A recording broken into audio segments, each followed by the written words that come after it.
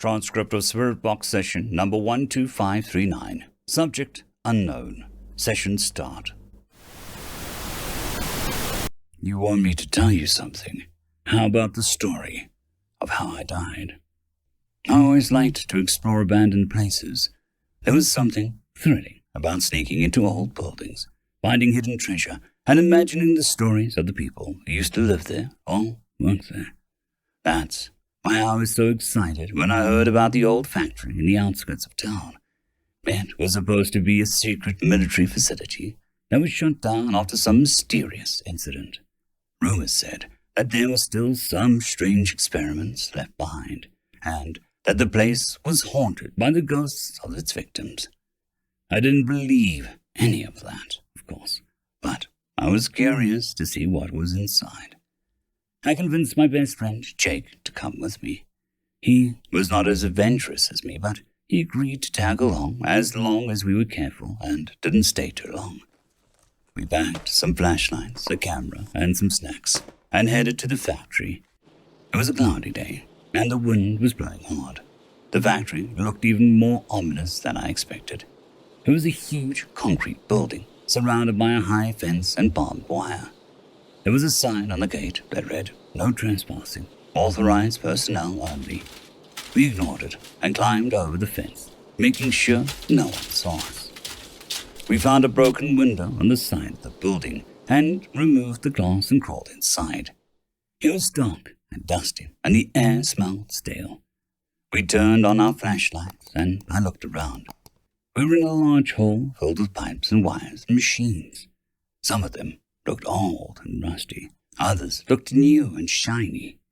We wondered what they were used for and what kind of experiments were done here. We decided to explore further, hoping to find something of interest. We walked through the hall, checking every door and window we saw. Most of them were locked or blocked by debris. We heard some noises, like a metal fan and water dripping. But we didn't see anyone or anything. We felt like we were alone in the building, but we also felt like we were being watched. We tried to shake off the feeling and continued our search. We finally found a door that was unlocked and opened it. It led to a staircase that went down to a basement. We decided to go down, hoping to find something more exciting than the hall. We descended the stairs, which creaked under our feet. The basement was even darker and colder than the hall. We could barely see anything with our flashlights. We saw some signs on the walls, but we couldn't read them. They were written in some strange symbols that we didn't recognize. We wondered what they meant and what language they were in. We reached the bottom of the stairs and found another door. It had a red light above it and a warning sign that read, "Danger, do not enter." We ignored it and opened the door. It was heavy and made a loud noise as we pushed it. We entered a small room with a metal floor and metal ceiling. There was a single light bulb hanging from the ceiling, flickering and buzzing. In the center of the room, there was a pedestal with a glass case on top of it. Inside the case, there was a statue. It was a statue of a humanoid figure made of concrete and rebar.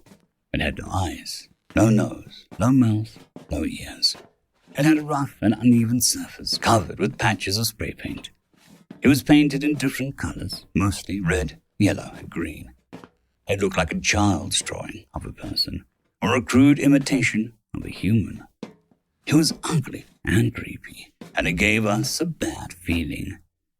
We stared at the statue, wondering what it was and why it was here. We wondered if it was one of the experiments that were done in the factory, and what its purpose was. We wondered if it was alive, or if it had some kind of power. We wondered if it was dangerous, or if it was harmless. We wondered if we should touch it, or if we should leave it. After a short debate, we decided to touch it. We approached the pedestal and reached for the glass case. We both lifted it and pushed it over onto the floor. We looked at the statue and touched it. It just felt cold and hard like stone. It didn't move or make any sounds. It didn't react or show any sign of life. It was just a statue, nothing more.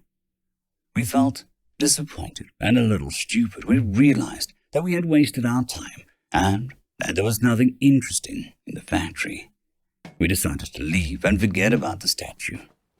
We turned around and walked towards the door. We blinked. Then we heard the sound of grinding stone. We turned back and saw the statue. It was not on the pedestal anymore. I blinked again. It was now closer. It was moving. It was fast. It was angry. It was deadly. I tried to run away, but as I turned, the world went dark. There was a sharp pain in my neck, then a cracking noise, then nothing. I died.